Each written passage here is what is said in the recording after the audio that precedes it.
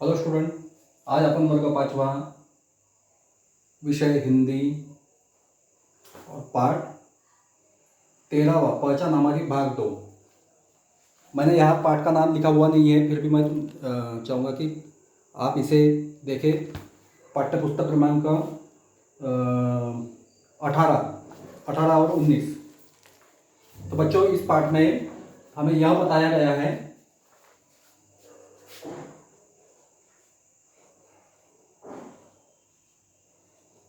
पहचान हमारी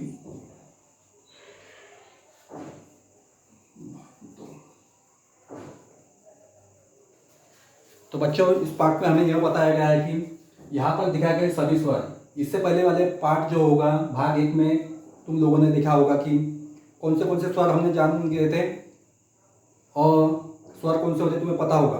अ से अ तक यह 2 स्वर अभी बढ़ गए हैं, जिसके कारण अभी कुल स्वर 14 है।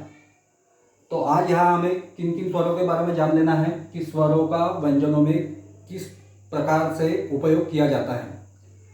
तो स्वर और ठीक उसके नीचे मैंने उनकी मात्राएं लिखी हुई हैं।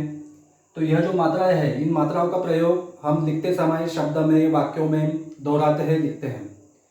तो जब तक हम इस बात को जान नहीं लेते तब तक हमें लेखन में बहुत सारी कठिनाइयाँ आती हैं। तो इनको जान लेना भी एक महत्वपूर्ण लिखन करते समय बहुत एक महत्व होता है। तो यहाँ चित्रों के साथ साथ तुम्हें शब्द भी दिखाए गए हैं पाठ्य पुस्तक में। तो इस पाठ्य पुस्तक में देखो, जैसा कि मैंने एक ही मात्रा इस प्रकार लिखी है, तुम्हें यह पता होना चाहिए कि यह कौन सी मात्रा है, या फिर अक्षरों में, शब्दों पर कौन सी मात्रा लगी हुई है। नीचे में बहुत सारे शब्द भी दिखाए हुए हैं, इन्हें पढ़ लेना है। जैसा कि मैंने बताया है, एक ही मात्रा, जैसा मैं यहाँ पे कोई भी एक स्वर लूँगा, कौन सा व्यंजन लूँगा, जैसा कि क से न तक व्यंजन है सभी। क पर मैं चाहूँगा कि एक ही मात्रा लगाऊंगा, क अधिक ए बराबर वह क्या बनेगा, के। समझे?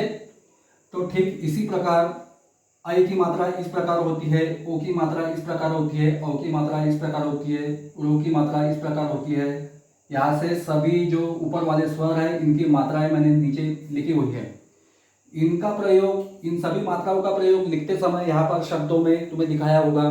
इन शब्दों को पढ़ना है। इसे क्या कहते हैं? ए, इसे आई, इसे ओ, इसे औ, रू, इसे अम, इसे आहा, इसे एन, इसे औ। तो यह 2 मात्राएं, 2 स्वर इसमें बड़े हुए हैं। तो इनका भी लिखते समय अभी प्रयोग किया जाता है। यहाँ पे शब्दों में तुम्हें इनका प्रयोग दिखाया होगा। तो इनका प्रयोग, जैसा मैं इस अ वाले स्वर का प्रयोग अगर मैं करूँगा, जैसा कि मैं एक शब्द लिखूंगा,